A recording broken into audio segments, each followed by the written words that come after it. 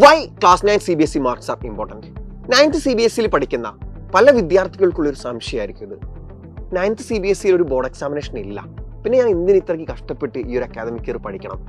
എൻ്റെ സ്കൂളിലെ ടീച്ചർ നടന്നൊരു എക്സാമിനേഷൻ മാത്രമേ ഞാൻ അറ്റൻഡ് ചെയ്യുന്നുള്ളൂ, അതിൽ മാർക്ക് കുറഞ്ഞാലും എനിക്ക് വലിയ പ്രശ്നങ്ങളൊന്നും വരാൻ പോകുന്നില്ല. പല കുട്ടികളും ആലോചിക്കുന്നത് ഈ ഒരു രീതിയിലായിരിക്കും. ആ ഒരു ക്വസ്റ്റ്യനുള്ള കൃത്യമായിട്ടുള്ള ആൻസറാണ് ഇന്നത്തെ ഈ ഒരു വീഡിയോയിൽ നമ്മൾ ചെക്ക് ചെയ്യാൻ പോകുന്നത്. 2025 ക്ലാസ് 10 CBSE ബോർഡ് എക്സാമിനേഷനിൽ മാത്തമാറ്റിക്സിന്റെ പേപ്പറിൽ വന്നൊരു ക്വസ്റ്റ്യൻ, പോളിനോമിയൽസ് എന്ന ചാപ്റ്ററിനായിരുന്നു ഈ ഒരു ക്വസ്റ്റ്യൻ വന്നിട്ടുണ്ടായിരുന്നത്. ഈ ഒരു ക്വസ്റ്റ്യനിലെ concept 10th CBSE mathematics text ബുക്കിൽ, NCERT ടെക്സ്റ്റ് ബുക്കിൽ പോളിനോമിയൽസ് എന്ന ചാപ്റ്ററിൽ എവിടെയും ഈ ഒരു കൺസെപ്റ്റ് മെൻഷൻ ചെയ്തിട്ടില്ല. ഈ ഒരു കൺസെപ്റ്റ് 10th CBSE ടെക്സ്റ്റ് ബുക്കിൽ എവിടെ ഇല്ല. 10th CBSE എവിടെ ഒരു ടെക്സ്റ്റ് ഒരു ചാപ്റ്റർ പോലും ഈ ഒരു കൺസെപ്റ്റ് ഡിസ്കസ് ചെയ്യുന്നില്ല. പകരം ആ തിയറം അല്ലെങ്കിൽ ആ ഒരു കൺസെപ്റ്റ് ഉണ്ടായിരുന്നത് 9th CBSE മാത്തമാറ്റിക്സിന്റെ ടെക്സ്റ്റ് ബുക്കിലായി. അതായത് ഈവൻ 10th CBSE ബോർഡ് എക്സാമിനേഷനിൽ ഡയറക്റ്റ് ക്വസ്റ്റ്യൻസ് ചോദിക്കുകയാണ്. എവിടുന്ന്? 9th CBSE ടെക്സ്റ്റ് ബുക്കിലുള്ള ടോപ്പിക്സിൽ നിന്ന്. അവിടെ മാത്രം പഠിക്കുന്ന കാര്യങ്ങൾ 10th CBSE ബോർഡ് എക്സാമിനേഷന് ഡയറക്റ്റ് ആയിട്ട് ചോദിക്കുകയാണ്. ബേസിക്സ് ആയിട്ടല്ല പറയുന്നത്, ബേസിക്സിനെ നമുക്ക് അടുത്തത് പറയാം, അതല്ല ഞാൻ പറയുന്നത്. 10th പഠിപ്പിക്കാത്ത കാര്യം പക്ഷെ 9th ടെക്സ്റ്റ് ബുക്കിലുള്ള കാര്യം 10th CBSE ബോർഡ് എക്സാമിനേഷന് ക്വസ്റ്റ്യൻ പേപ്പറിൽ ചോദ്യമായിട്ട് വരികയാണ്. കേരള സെക്ടറിൽ വന്നിട്ടുണ്ട്. അപ്പോൾ കൃത്യമായിട്ട് മനസ്സിലാക്കുക, 9th CBSE പഠിക്കേണ്ട എന്ത് കാര്യമായിക്കോട്ടെ അത് 10th CBSE എക്സാമിനേഷന്, ബോർഡ് എക്സാമിനേഷന് വരാനുള്ള ചാൻസ് വളരെ ഹൈ ആണ്. And next point is obviously basics. 10th വേണ്ട മെയിൻ ഫൗണ്ടേഷൻ എന്ന് പറഞ്ഞാൽ 9th ആണ്. 9th 8th എന്ന് വേണമെങ്കിൽ നമുക്ക് പറയാം, 8th 9th. അപ്പോൾ അതിൽ ഏറ്റവും കൂടുതൽ കോൺട്രിബ്യൂഷൻ വരുന്നത് 9th എന്നാണ്. അപ്പോൾ 9th കൺസെപ്റ്റ്സ് നിങ്ങൾക്ക് ക്രിസ്റ്റൽ ക്ലിയർ ആയിട്ട് നിങ്ങൾ മനസ്സിലാക്കിയിട്ടില്ലെങ്കിൽ 10th എത്തുന്ന സമയത്ത് നിങ്ങൾക്ക് പല ചാപ്റ്ററും ഒന്നും മനസ്സിലാവാൻ പോകുന്നില്ല. ലീനിയർ ഇക്വേഷൻസ് 9th നിങ്ങൾക്ക് ലീനിയർ ഇക്വേഷൻസ് സോൾവ് ചെയ്യാൻ അറിയില്ലെങ്കിൽ 10th pair of linear equations വരുന്ന സമയത്ത് നിങ്ങൾ വെള്ളം കുടിക്കുമെന്ന് വേണമെങ്കിൽ നമുക്ക് പറയാം. 9th surface areas and volumes ഉണ്ട്. അതറിയാത്തൊരു കുട്ടി 10th കോമ്പിനേഷൻ ഓഫ് സോളിഡ്സ് വരുന്ന സമയത്ത്, സർഫസ് ഏരിയാസ് ആൻഡ് വോളിയൂംസിൽ കോമ്പിനേഷൻ വരുന്ന സമയത്ത് എങ്ങനെയാണ് അത് പഠിച്ചെടുക്കുക? പിന്നെ അതേപോലെ നോക്കുകയാണെങ്കിൽ കോർഡിനേറ്റ് ജോമെട്രി കണ്ടിന്യൂഷൻ ആണ്. കോർഡിനേറ്റ് ജോമെട്രി സിമ്പിൾ ചാപ്റ്റർ ആണ്.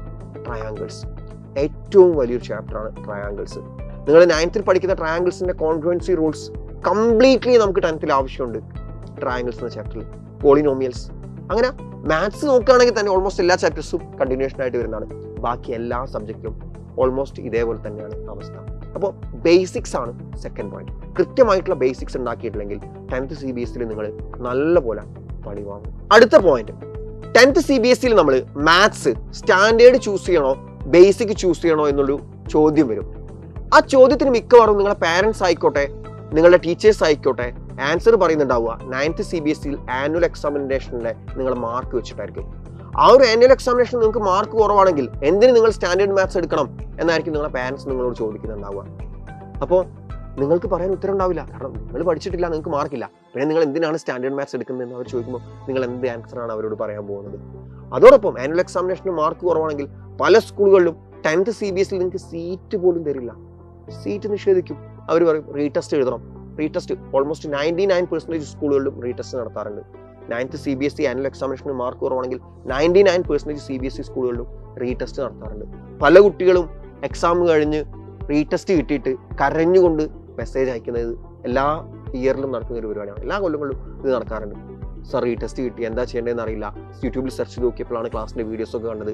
ഈ വീഡിയോസൊക്കെ ഞാൻ കണ്ടു തീർക്കാം, എനിക്ക് റീടെസ്റ്റ് പാസ്സാവാൻ പറ്റുമോ എന്ന് ചോദിച്ചിട്ട് അവസാന നിമിഷം ഒരുപാട് കുട്ടികൾ മെസ്സേജ് അയക്കാറുണ്ട്. 10th അവർക്ക് സീറ്റ് കൊടുക്കില്ല എന്ന് പറഞ്ഞു റീടെസ്റ്റ് പാസ്സായിട്ടില്ലെങ്കിൽ. അപ്പോൾ അങ്ങനെ ഒരു സിറ്റുവേഷനിലേക്ക് നിങ്ങൾ ആരും പോവാതിരിക്കുക. കൃത്യമായിട്ട് പഠിക്കുക. 10th CBSE ബോർഡ് എക്സാമിനേഷൻ ഉണ്ടായിക്കോട്ടെ ഇല്ലായിക്കോട്ടെ 9th നിങ്ങളെ സ്കോർ അത്രമേൽ ഇമ്പോർട്ടൻ്റ് ആണ്. 10th ഫൗണ്ടേഷനാണ്. ബോർഡ് എക്സാമിനേഷൻ ഉണ്ടോ ഇല്ലയോ എന്നുള്ളത് സെക്കൻഡറി ആണ്. നമുക്ക് കൃത്യമായിട്ട് കൺസെപ്ച്വൽ ക്ലാരിറ്റി എല്ലാ സബ്ജക്ട്സിലും ഉണ്ടായാൽ മാത്രമേ മുന്നോട്ടേക്കുള്ള സ്റ്റഡീസിൽ അത് നമ്മളെ ഹെൽപ്പ് ചെയ്യുള്ളൂ. സോ കൃത്യമായിട്ട് പഠിക്കുക. മാർക്സ് ഇമ്പോർട്ടൻ്റ് ആണ്. അടിപൊളിയായിട്ട് പഠിച്ച് എല്ലാ സബ്ജക്റ്റിലും മികച്ച മാർക്ക് നേടുന്ന വിദ്യാർത്ഥികളായിട്ട് മാറുക. All the best.